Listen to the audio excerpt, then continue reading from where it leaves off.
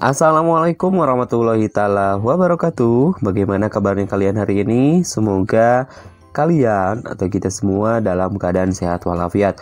Nah, untuk hari ini kita akan belajar lagi, yaitu membahas latsol atau latihan soal ya, latsol mata pelajaran PPKN kelas 10 bab 3, di mana bab 3 ini pembelajarannya tentang kewenangan lembaga negara berdasarkan Undang-Undang Dasar Negara Republik Indonesia tahun 1945. Baik, langsung saja. Nanti kalau misalkan kita sudah masuk ke dalam soal, boleh kalian pause dulu, nanti samakan jawabannya ya. Nah, langsung saja pada soal yang pertama. Struktur politik dibedakan menjadi titik-titik. A. Substruktur politik dan agregasi kepentingan. B. Kelompok penekan dan kelompok kepentingan. C. Partai politik. D. Substruktur dan infrastruktur politik. E. Komunikasi politik dan artikulasi kepentingan. Ini yang ditanyakan, yaitu struktur politik ini dibedakan menjadi berapa? Yaitu dibedakan menjadi 2. Jawaban yang tepat adalah substruktur politik dan juga infrastruktur politik. Baik, struktur politik, struktur politik ya dibedakan menjadi 2.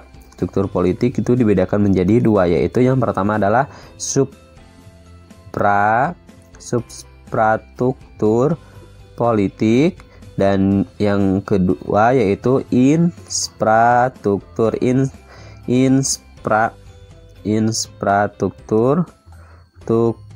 politik. Nah, apa yang dimaksud dengan substruktur politik? Nah, substruktur politik ini dibentuk atas dasar ajaran Trias Politika, di mana ajaran Trias Politika ini dibagi atau dibedakan menjadi 3 kekuasaan ya. Nah, 3 kekuasaan itu apa saja? Yang pertama adalah kekuasaan apa? Kekuasaan eksekutif. Oke, betul. Yang kedua kekuasaan legislatif, dan yang ketiga adalah kekuasaan yudikatif ya. Yudikatif. Ini kekuasaan yang ketiga, yudikatif. Nah, ini 3 kekuasaan yang termasuk ke dalam substruktur politik. Sedangkan yang termasuk ke dalam infrastruktur politik itu apa saja? Nah, infrastruktur politik ini lembaga-lembaga yang termasuk dalam infrastruktur politik di Indonesia itu apa saja? Yang pertama adalah apa? Yaitu partai politik, terus apalagi kepentingan, kelompok kepentingan, terus apalagi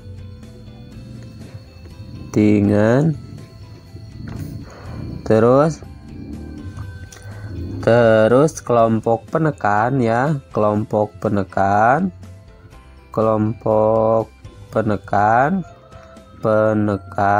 terus media komunikasi politik, media komunikasi politik ya. Terus apalagi organisasi kemasyarakatan atau LSM ya, LSM, dan itu lagi apa? Yaitu tokoh politik. Nah, itu beberapa lembaga yang termasuk ke dalam substruktur politik dan juga lembaga yang termasuk ke dalam infrastruktur politik. Jadi lembaga yang termasuk ke dalam substruktur politik itu ada 3.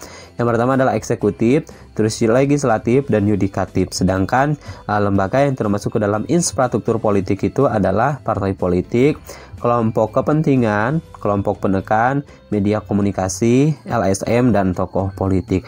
Baik, kita lanjutkan pada soal berikutnya, nomor 2. Kita lanjutkan pada soal nomor 2 ya. Nah, Berikut ini merupakan tugas dan wewenang DPR kecuali titik-titik. A. Menerima dan membahas usulan RUU yang diajukan DPD. B. Memberikan persetujuan Perpu. C. Mengubah dan menetapkan undang-undang dasar. D. Membentuk undang-undang. E. Menetapkan APBN bersama Presiden. Kira-kira pilihan jawaban yang tepat adalah? Untuk soal nomor 2, jawaban yang tepat adalah apa? Ya, jawaban yang tepat untuk soal nomor 2 adalah di sini yang ditanyakannya adalah kecualinya ya, kecualinya. Kecuali apa? Yaitu mengubah dan menetapkan undang-undang. Ini yang ditanyakan adalah tugas dan wewenang dari DPR. Kecualinya adalah mengubah dan menetapkan undang-undang dasar. Lalu apa saja sih tugas dan wewenang dari DPR ini? Yang pertama tugas dan wewenang dari DPR. Yang pertama apa? Tugasnya itu adalah membentuk undang-undang. Yang pertama adalah membentuk undang-undang. Membentuk undang-undang yang dibahas Presiden untuk mendapat persetujuan bersama ya. Yang kedua apa selain membentuk undang-undang?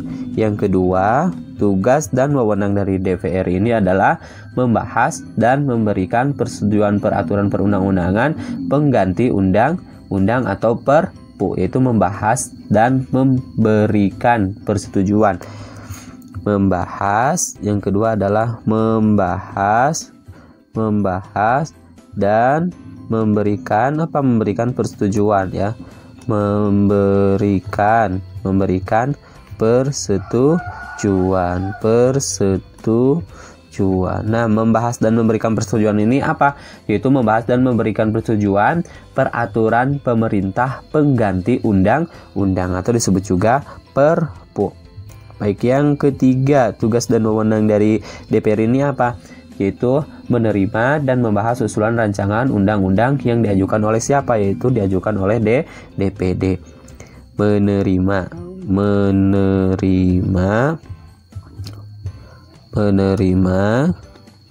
dan membahas apa? Membahas usulan rancangan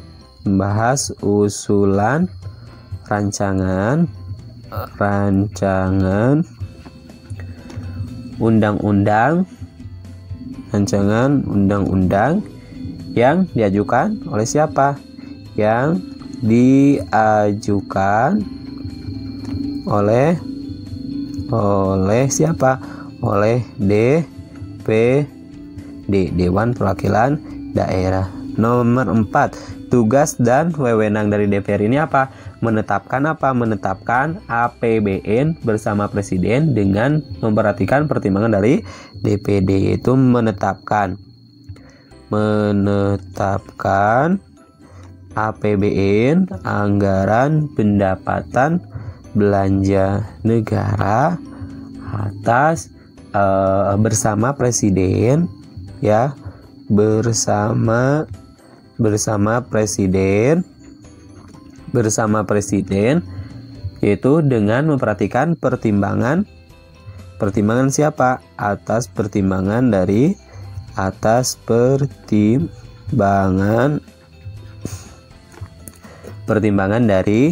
DPD, Dewan Perwakilan Daerah. Nah, ini beberapa tugas dan wewenang dari DPR. Saya ulangi ya, tugas dan wewenang dari DPR ini yang pertama di sini adalah membentuk undang-undang yang dibahas Presiden untuk mendapat persetujuan bersama ya. Yang kedua, membahas dan memberikan persetujuan. Maksudnya apa? Membahas dan memberikan persetujuan peraturan pemerintahan pengganti undang-undang atau disebut juga dengan Perpu ya. Perpu disebut juga dengan Perpu. Nah, yang ketiga Yang ketiga, menerima dan membahas usulan rancangan undang-undang yang diajukan oleh DPD. Yang terakhir itu menetapkan APBN. Nah, menetapkan APBN ini bersama siapa? Yaitu bersama presiden atas pertimbangan dari DPD. Baik, kita lanjutkan pada soal berikutnya, nomor 3. Fungsi DPR yang berwenang menyusun dan menetapkan APBN bersama presiden disebut sebagai fungsi. Nah, di sini adalah fungsi dari DPR. Fungsi dari DPR yang berwenang menyusun dan menetapkan APBN bersama presiden disebut sebagai fungsi. A. Pengawasan, B. Pembuat undang-undang, C. Administrasi, D. Ngaran anggaran. Di sini mungkin anggaran ya, ini anggaran maksudnya. Yang D pilihannya adalah anggaran, yang E legislasi. Kira-kira pilihan jawaban yang tepat adalah, yaitu di sini adalah karena kan menetapkan APBN. Nah, APBN itu ini artinya apa? APBN ini anggaran pendapatan belanja negara. Berarti fungsi DPR yang berwenang menyusun dan menetapkan APBN bersama presiden disebut sebagai fungsi anggaran ya. Di sini anggaran. Nah, jadi fungsi anggaran adalah apa? Fungsi anggaran artinya itu artinya DPR, artinya DPR berwenang menyusun dan menetapkan apa? Menetapkan APBN, anggaran pendapatan belanja bersama siapa? Bersama presiden. Nah, jadi sekali lagi fungsi DPR itu salah satunya adalah fungsi anggaran. Nah, fungsi anggaran itu artinya DPR berwenang menyusun dan menetapkan APBN bersama presiden. Kita lanjutkan pada soal berikutnya. Nomor 4. Berikut ini yang merupakan wewenang MPR. Wewenang MPR adalah titik-titik. A. Membentuk undang-undang, B. Membahas rancangan undang-undang atau RUU bersama presiden, C. Mengubah dan menetapkan undang-undang dasar, D. Memeriksa pengelolaan keuangan negara, E. Membahas RAPBN bersama presiden. Ini yang ditanyakan adalah wewenang dari MPR. Kira-kira pilihan jawaban yang tepat adalah ya, jawaban yang tepat adalah yang C, yaitu mengubah dan menetapkan undang-undang dasar.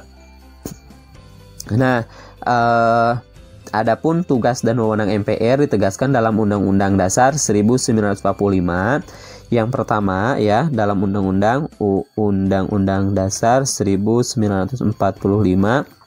Yang pertama, Pak. Yang pertama ada di pasal 3 ya, ada di pasal 3 ayat 1. Pasal 3 ayat 1 ini adalah mengubah dan menetapkan undang-undang. Di sini adalah pasal 3 ayat 1 ini adalah mengubah dan menetapkan undang dasar ini ya. Jadi wewenang MPR bukan wewenang DPR, wewenang MPR dalam Undang-Undang Dasar 1945 salah satunya adalah ada di pasal 3 ayat 1, yaitu mengubah dan menetapkan undang-undang dasar. Yang kedua yaitu ada di pasal 3 ayat 2 ya. Yang kedua pasal 3 ayat 2. Nah, pasal 3 ayat 2 ini bunyinya apa? Pasal 3 ayat 2 ini bunyinya adalah melantik presiden dan wakil presiden. Melantik presiden dan wapres ya, atau wakil presiden. Yang ketiga di pasal 3 ayat 3. Nah, pasal 3 ayat 3 yaitu bunyinya adalah memberhentikan presiden dan atau wakil presiden dalam masa jabatan menurut Undang-Undang Dasar, itu memberhentikan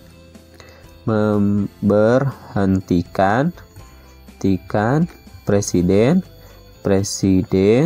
dan wapresnya ya. Dan wapresnya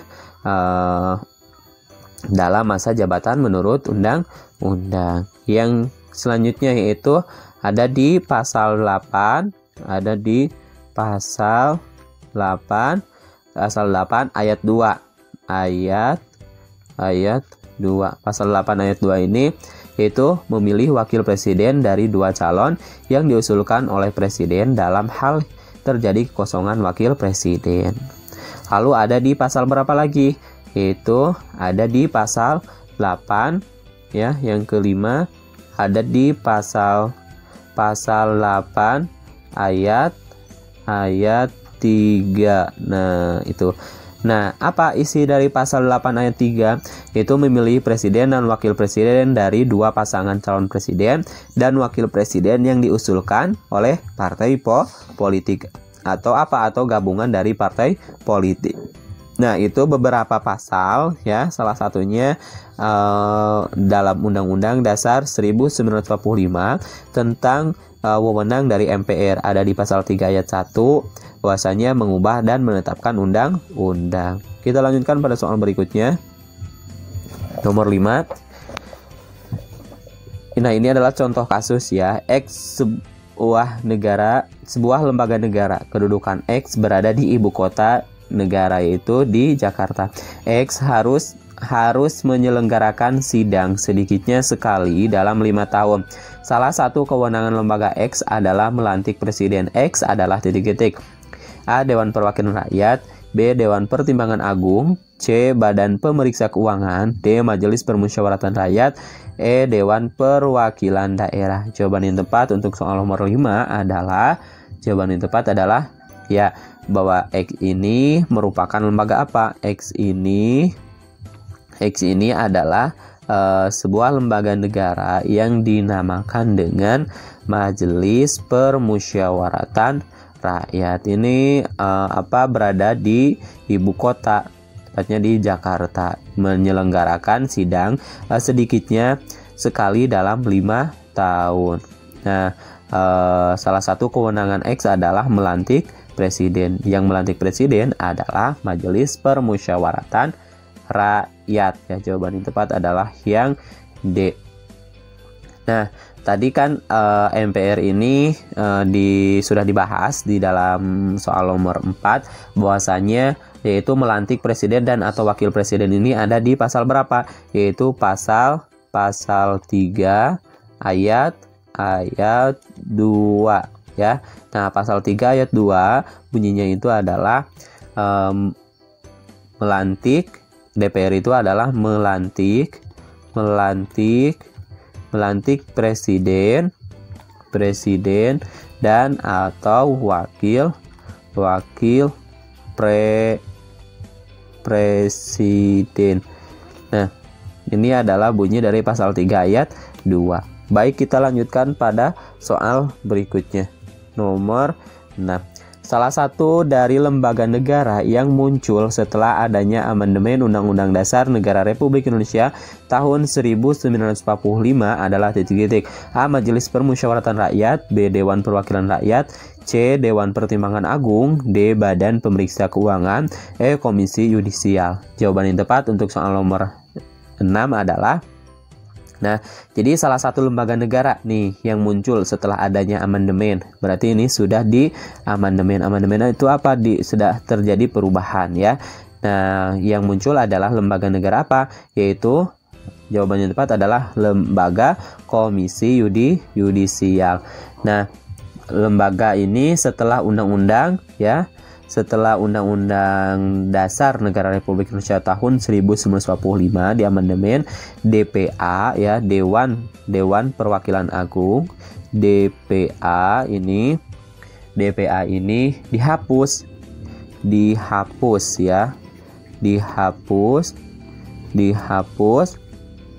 dan muncul lembaga baru. dan muncul lembaga baru. Nah, lembaga baru ini apa?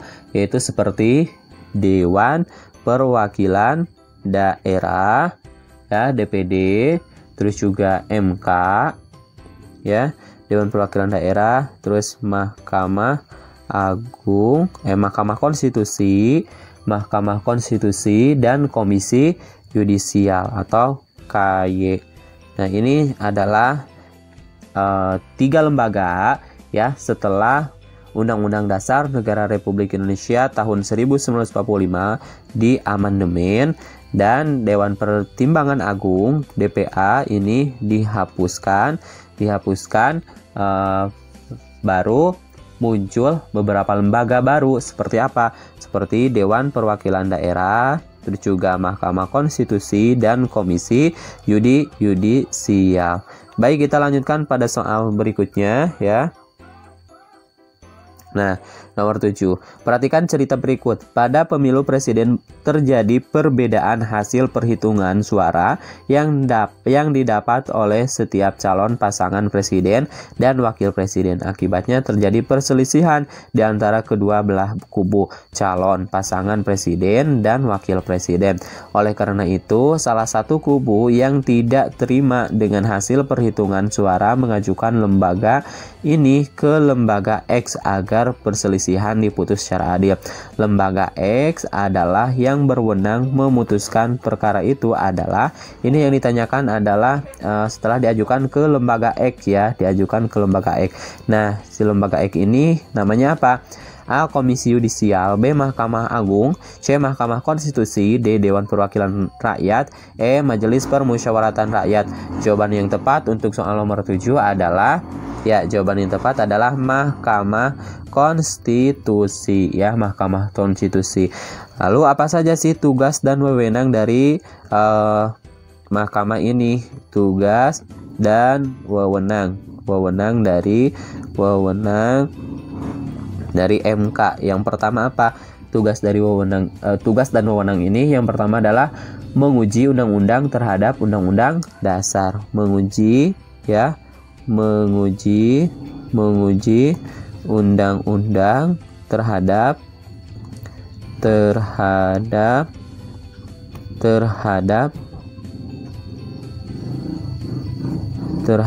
undang-undang dasar. Oke, yang kedua, menguji undang-undang terhadap undang-undang dasar. Yang kedua, memutus sengketa kewenangan lembaga negara yang kewenangannya diberikan oleh undang-undang. Yang kedua adalah memutus. Yang kedua ini adalah memutus sengketa. Memutus sengketa kewenangan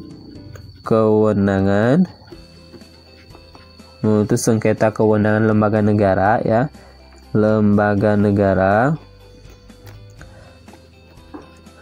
sengketa lembaga negara yang kewenangannya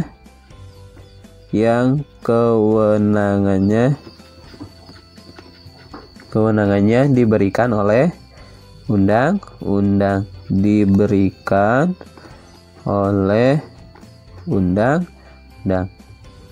undang-undang dasar, ya. Nah, yang ketiga apa? Yang ketiga, memutus pembubaran partai politik. Yang ketiga, memutus pembubaran partai politik.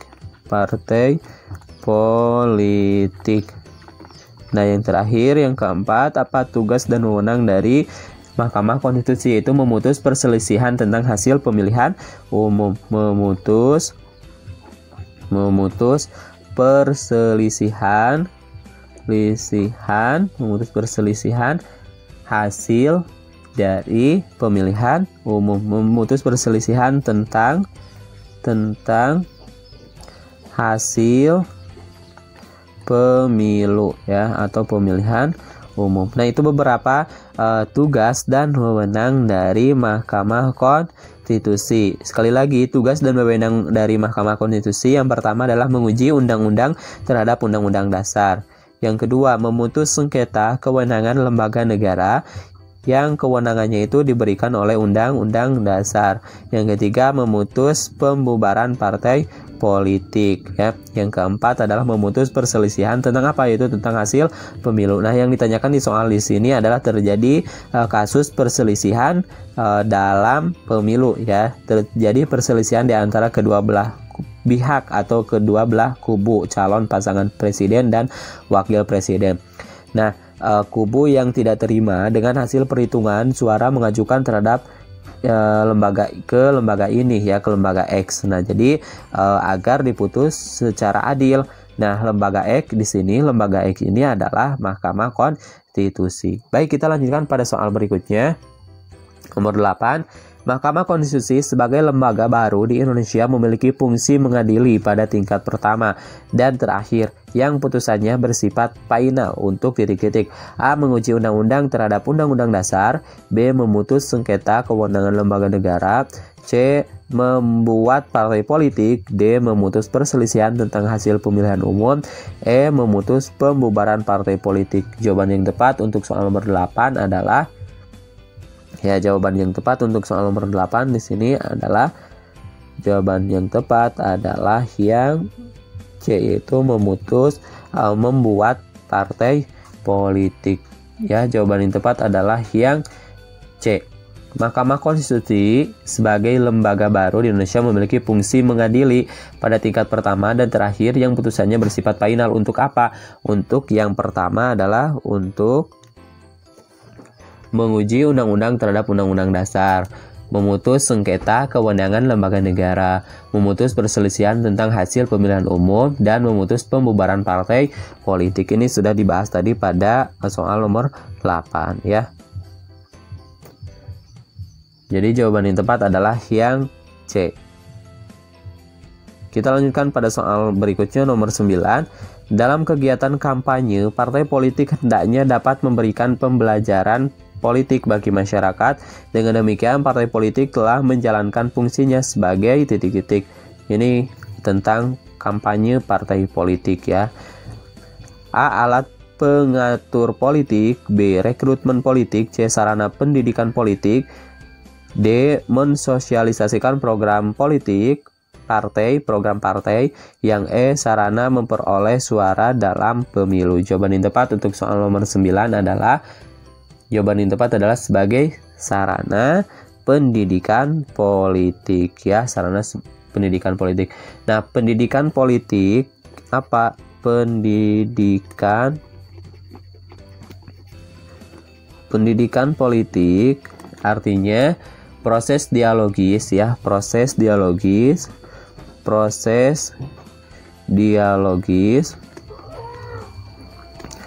artinya proses dialogis di antara pemberi dan penerima pesan, di antara pemberi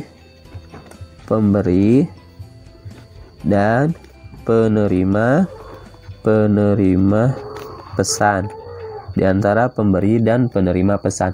Nah, partai politik hendaknya dapat memberikan pembelajaran politik bagi masyarakat. Maka dengan demikian, partai politik telah menjalankan fungsinya sebagai sarana pendidikan politik. Jadi yang dimaksud dengan sarana pendidikan politik itu merupakan proses dialogis di antara pemberi ya dan penerima pesan. Penerima pesan di sini siapa? Yaitu masyarakat. Nah, pemberi ini adalah orang yang berkampanye ya, berkampanye dalam kegiatan berkampanye partai politik. Kita lanjutkan pada soal berikutnya nomor 10. Sengketa yang dialami oleh Desa Sari Rasa dan Desa Sari Bakti, salah seorang aktivis partai A melakukan mediasi terhadap kedua desa tersebut. Mediasi dilakukan agar sengketa dapat diselesaikan dengan jalan damai. Dalam mediasi desa yang bersengketa, berarti partai politik sedang menjalankan fungsinya sebagai titik-titik. A. Pengatur konflik. B. Sosialisasi politik. C. Komunikasi politik. D. Agregasi kepentingan.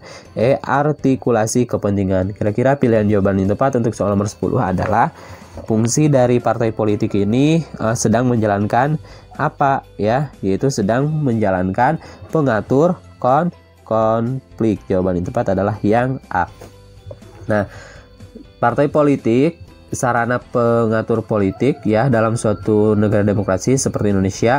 Perbedaan pendapat tentunya menjadi hal yang wajar. Ragam, suku etnis, budaya, status sosial, dan lain-lain tentunya tidak jarang menimbulkan berbagai permasalahan yang dapat mengancam persatuan bangsa.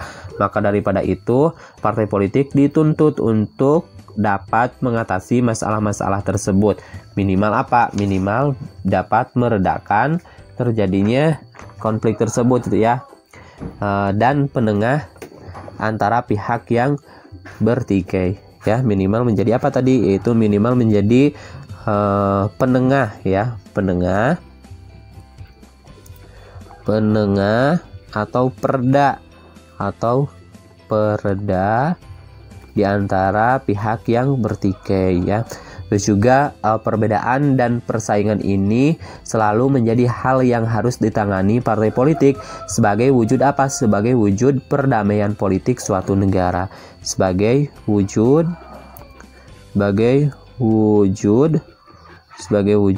dari perdamaian politik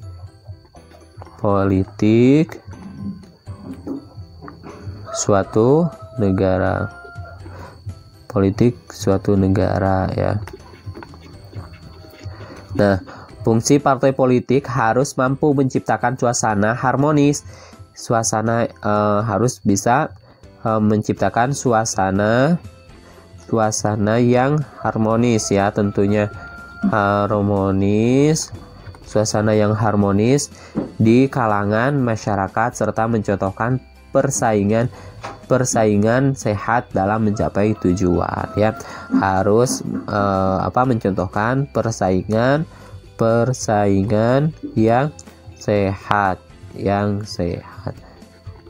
Nah, ini beberapa fungsi atau peran bahwa partai politik ini sebagai pengatur dari sebuah konflik. Kita lanjutkan pada soal nomor 11.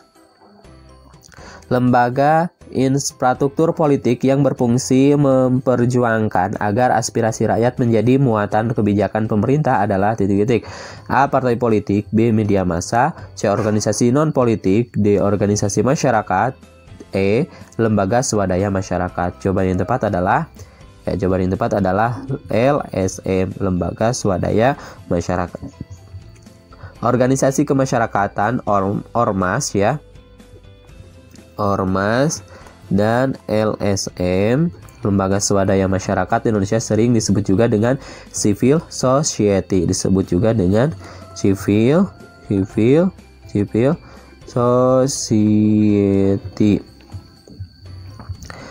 society. Yaitu apa? Yaitu organisasi yang lahir secara mandiri. Organisasi yang lahir secara mandiri ya. Cara mandiri, bukan dibentuk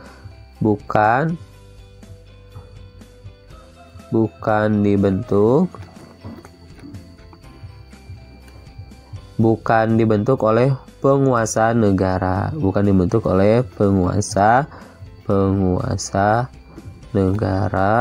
melainkan oleh warga masyarakat,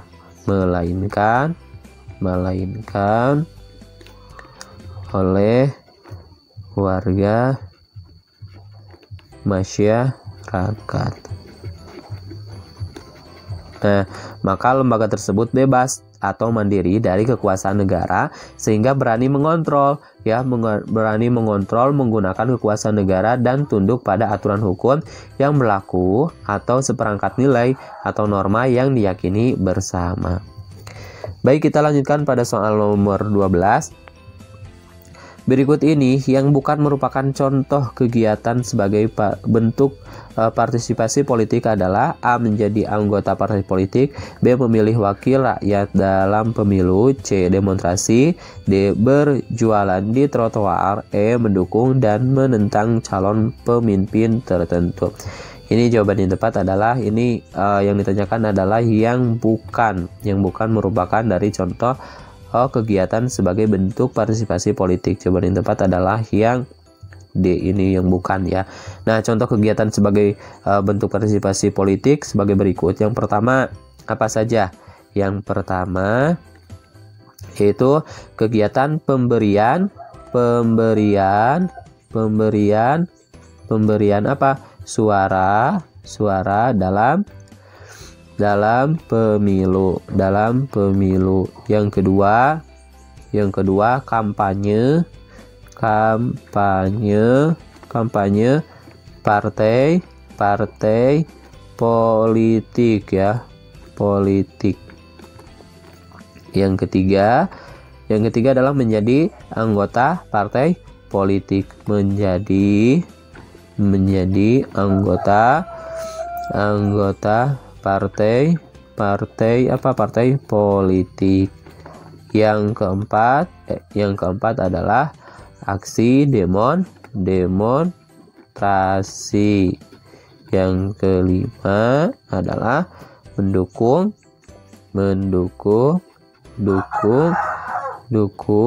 atau apa? Menolak pemimpin tertentu. Nah, ini adalah beberapa contoh dari bentuk partisipasi politik, di mana contoh dari perilaku atau perbuatan yang dapat mendukung dari kegiatan bentuk partisipasi politik ini. Yang pertama adalah memberi suara dalam pemilu ya, memberikan suara dalam pemilu. Yang kedua kampanye partai politik. Yang ketiga menjadi anggota partai politik. Yang keempat adalah ikut demonstrasi ya, atau aksi demonstrasi. Yang kelima adalah mendukung atau menolak pimpinan tertentu ya, atau menolak calon pemimpinan tertentu. Baik, kita lanjutkan pada soal berikutnya, nomor 13. Kelompok yang bertujuan mengupayakan agar keputusan politik berupa undang-undang yang dikeluarkan pemerintah sesuai dengan keinginan kepentingan mereka adalah titik-titik. A. Tokoh politik, B. Partai politik, C. Kelompok kepentingan, D. Kelompok penekan, D. Media komunikasi politik. Jawaban yang tepat untuk soal nomor 13 adalah jawaban yang tepat adalah disebut juga dengan kelompok penekan. Jawabannya adalah yang D. Nah, kelompok penekan adalah suatu institusi politik ya. Suatu institusi politik adalah institusi politik yang dipergunakan oleh masyarakat, yang dipergunakan oleh masyarakat untuk menyalurkan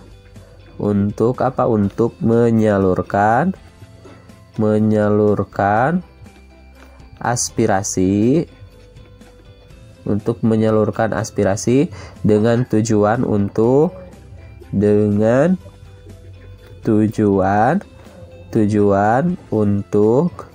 mempengaruhi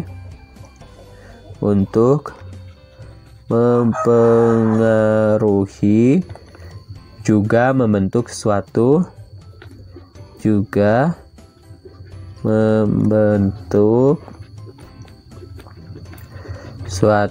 kebijakan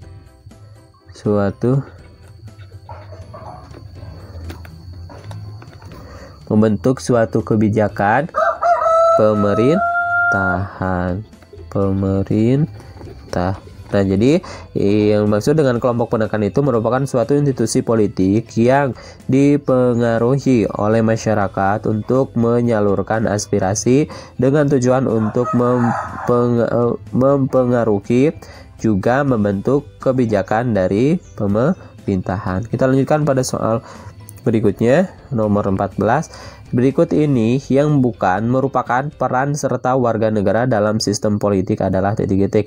A. Menerima hasil pemilu dengan lapang dada. B. Menyalurkan aspirasi sesuai dengan peraturan yang ada. C. Menyukseskan pemilihan umum. D. Menjaga kondisi masyarakat ya tetap aman. D. Menegakkan demonstrasi dengan mengabaikan hak asasi manusia. Jawaban yang tepat untuk soal nomor 14 adalah jawaban yang tepat adalah berikut yang bukan merupakan peran serta warga negara dalam sistem politik adalah jawaban yang tepat adalah yang yaitu menegakkan demonstrasi dengan mengabaikan hak asasi manusia. Nah, berikut ini yang merupakan contoh peran serta warga negara dalam sistem politik ini tadi yaitu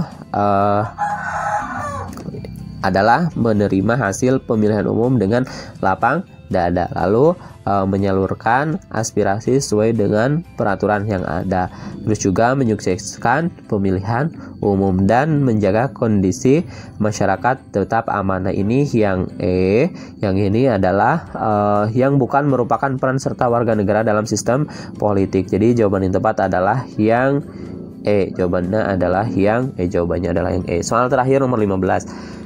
Salah satu bentuk partisipasi politik seorang warga negara biasa adalah A. Membuat keputusan politik. B. Menegakkan keputusan politik. C. Menjaga keputusan politik. Menjalankan keputusan politik. D. Mempengaruhi keputusan politik. E. Mengawasi keputusan politik. Kira-kira pilihan jawaban yang tepat adalah jawaban yang tepat adalah yang C, yaitu menjalankan keputusan politik. Nah, menjalankan keputusan politik merupakan salah satu wujud